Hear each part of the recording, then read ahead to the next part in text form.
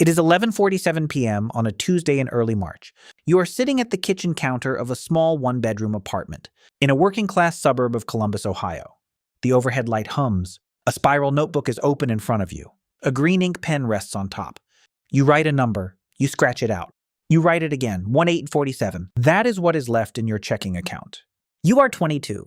You start your first real job in 2 weeks. You will be paid $48,000 a year. And you have just made the smallest, quietest decision of your life. A decision that will, somewhere around age 52, finish remaking you completely. You do not know that yet. Tonight, you only know one thing. You are tired of pretending. Level 1, the silent spender. You are 22 and you are broke. Not the loud broke, the quiet broke. The kind that smiles when the table orders another round, and silently does math under the napkin. The kind that says I'm good with water, and then explains it is a digestion thing. Your roommate is Marcus. He works construction. He is 23. He does not pretend. When the group chat suggests Las Vegas in October, he writes back, can't, saving, 3 words, no emoji. The chat goes quiet for 9 minutes. You watch that happen and feel something sharp under your ribs. Marcus did not lose anything. He did not lose status. He did not lose the friendship. He just told the truth. Your take-home pay is $29.37 a month. Your rent is $850. Your car payment is $268. Insurance is $112. Phone is $67. Groceries you pretend are $200 but are actually $390. Gas is $114. Subscriptions total $74. You are left with about $972 a month. And you are still drowning. You are drowning because you said yes to 4 weddings, 2 bachelor parties, a cabin trip, and a destination birthday. All on a credit card carrying $4,210 at 23.99% APR. You hate the card. You hate the silence. You hate the way you laugh too loud when the bill comes. So tonight you write the number, 1847, under another smaller number, your minimum payment due, and next to it, in the same green ink, you write a sentence you have never written before. I cannot afford this. You tape the sentence above your bedroom door. Marcus sees it the next morning. He does not say anything. He just nods once. The way someone nods at another person in a hospital cafeteria. The shared silence of people who finally stop lying. 2 weeks later, your friend Olivia asks about the cabin in May. You do something terrifying. You tell her the truth. You text back, can't, saving. 3 words, no emoji. She does not respond for 40 minutes. Then a thumbs up, nothing else. You stare at the thumbs up. You feel sick. You feel free. At level 1, loud budgeting is not a system. It is the first sentence you say out loud after years of saying nothing. Level 2, the first no. You are 24. The credit card is shrinking. $2,890, then $2,310. Then 1,640. Each payment is small. Each payment is a hammer. You have started using a single Google Sheet. 3 columns, no formulas, no aesthetic. Income, bills, truth. Every Sunday at 9 a.m., you sit at the kitchen counter. You put real numbers into the boxes. Not goal numbers, real numbers. You have started saying it out loud. At a coworker's birthday dinner, Daniel from accounting, soft-spoken, 2 kids, the table orders 3 appetizers, 2 bottles of wine, and dessert. The bill comes to $87 a person. You feel the old reflex, the card, the smile, the silence. Instead, you say it. I'm just paying for what I had. $34 plus tip. The table pauses. Priya, a junior analyst, looks at you. Then she says, same. Mine was $29. And then Daniel, who wears a Patek Philippe his father gave him, says quietly, honestly, mine too. The bill gets recalculated. Nobody dies. Nobody hates you. The waiter is annoyed for 90 seconds and then forgets you forever. You walk home that night and you understand something. The shame was never theirs. It was always yours. You were the one assigning the shame to the silence. You were paying $53 extra to keep the silence intact. You delete 2 streaming subscriptions on the bus. $24 a month. You tell your sister why. She tells your mom. Your mom calls you crying.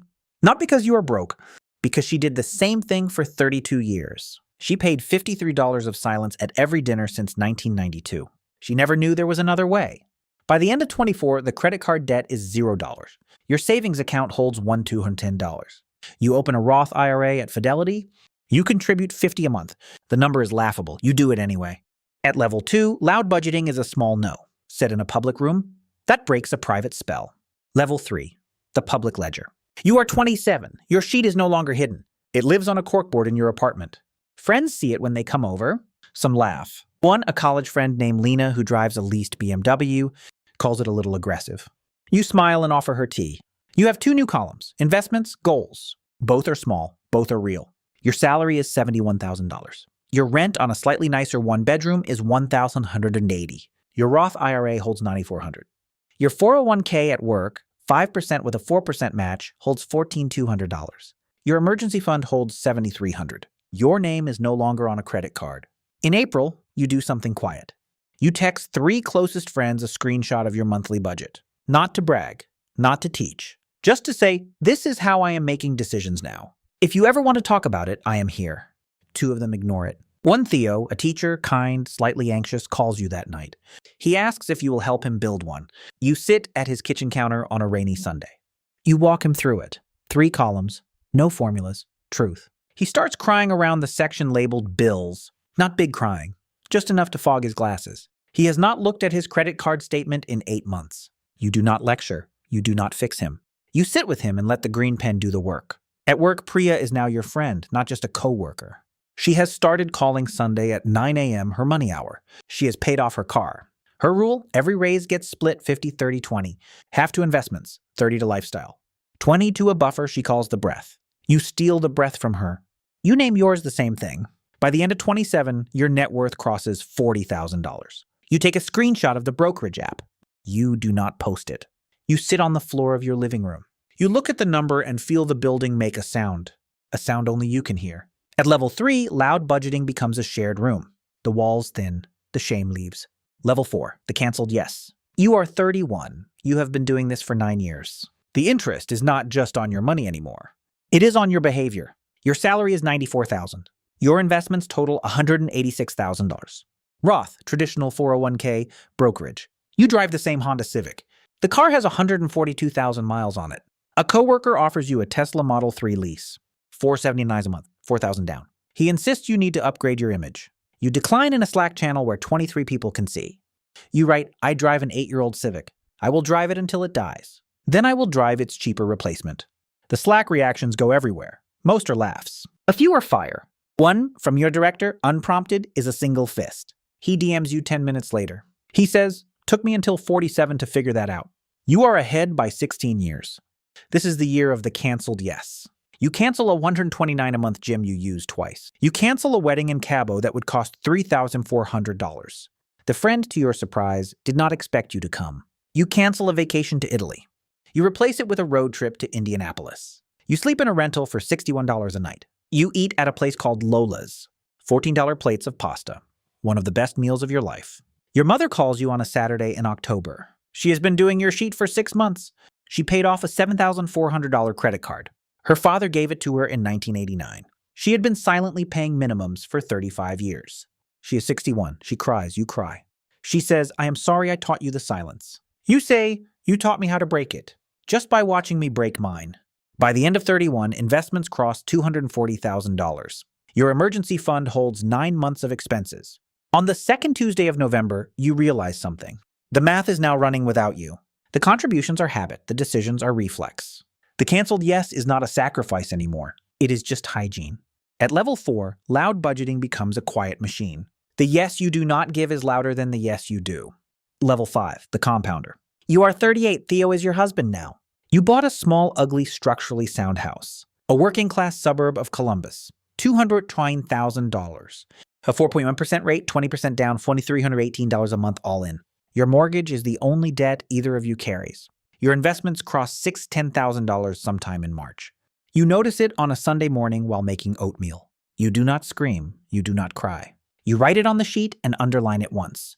The market gives you over 12 months, $61,000. More than you contribute that year. Standing in the cereal aisle of a Kroger. On a Wednesday at 5:14 p.m., you realize something.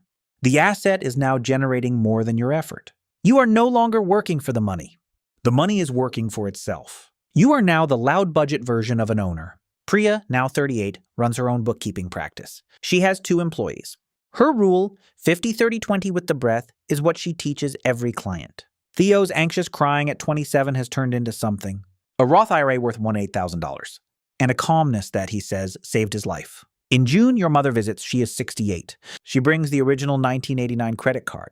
Her father gave it to her. She has cut it in half. She tapes the 2 halves into the inside cover of your spiral notebook, the first one, from 22. She says, now you have the receipt of the silence and the proof of the noise. You and Theo decide to have a child. Her name will be Anna. You open a 529 plan the day after the test. $50 a month. Same amount as the laughable Roth contribution at 24. You laugh. You contribute anyway. By the time Anna is born, the 529 holds $740. That winter, you write a sentence in green ink at the top of a fresh notebook. Wealth is not what you spend on. It is what you stop spending against. You tape it above the kitchen counter. At level 5, loud budgeting becomes architecture. You are not deciding anymore. The structure is deciding for you. Level 6, the quiet influence. You are 45, Anna is 6. Investments cross 400,000 on a quiet Saturday in February. The number is large, the day is small. You make pancakes. You play Uno. You are wealthier than 92% of American households. You are eating syrup off a paper towel. You have not posted any of this online. You have not written a book. You do not have a podcast. You have instead exactly 7 people who have asked you over 15 years the same question. How did you actually do it? You always answer the same way. You hand them a green pen and a spiral notebook. From a stack you keep in a drawer. You say 3 columns, no formulas, truth. Daniel, the soft-spoken accounting friend from age 24, is now your financial advisor. He tells you, over coffee at Lola's second location, that you won the game 18 months ago. He tells you to stop checking the number so often. You do not listen. You check it anyway. The check is part of the joy. The pen is part of the prayer. Lena, your college friend with the leased BMW at 27, calls you that summer. She is 45 like you. She is now driving a Toyota Corolla. She asks in a voice you have not heard in 20 years, if you have time to talk. You say, I have time. Bring the pen. Anna, at 6, sees you on Sunday with the notebook. She climbs onto a chair and asks what you are doing. You hand her a yellow crayon. You say, we are telling the truth about the week. She draws a sun next to your investments column. You leave it there. You volunteer 2 hours a week at a high school. You teach exactly one thing. You teach the sentence, I cannot afford this. You teach it as a complete unit, as a full grammatical thought, something you can say without losing. 16 students text you over the next 9 years. The same words, I said it out loud today. Nothing happened, thank you. At level 6, loud budgeting stops being yours. It becomes a chain. You are no longer the one budgeting.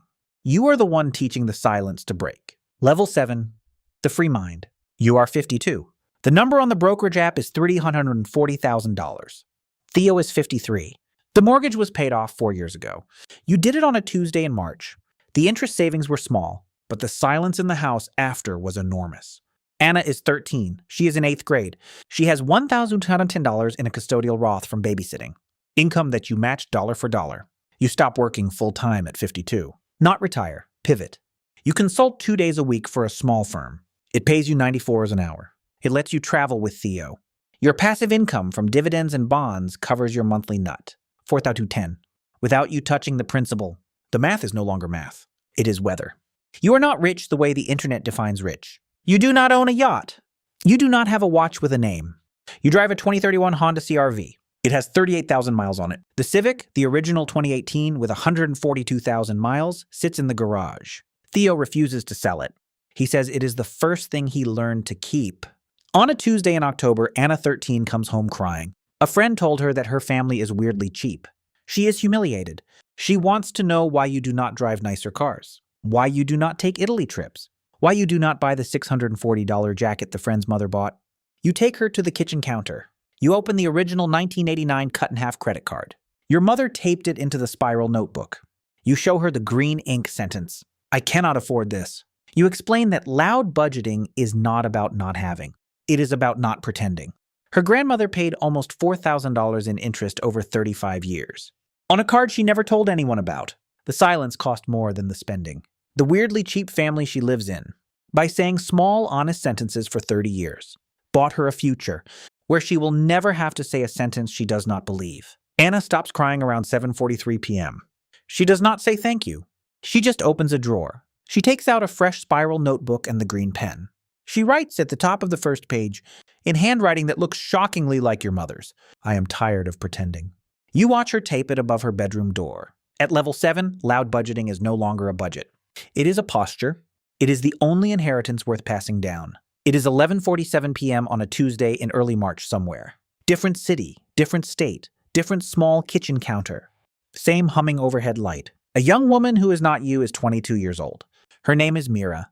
She just started her first real job. She will be paid $46,000 a year. She is broke. She has a Visa card. She has a cabin trip in May she cannot afford. She has a roommate who told her 3 weeks ago. Can't saving. She felt something sharp under her ribs. She is sitting at her kitchen counter. There is a cheap notebook in front of her. Her pen is blue, not green. She does not know about Marcus, or Priya, or Theo, or Anna, or the cut-in-half 1989 credit card, taped into a spiral notebook in a quiet house in Columbus. She writes the smallest, quietest sentence of her adult life. On the inside cover of the notebook, I cannot afford this. She stares at it for a long time. She tapes it above her bedroom door at 12:14 a.m. She does not know any of this yet, but the chain has already started. It always starts there,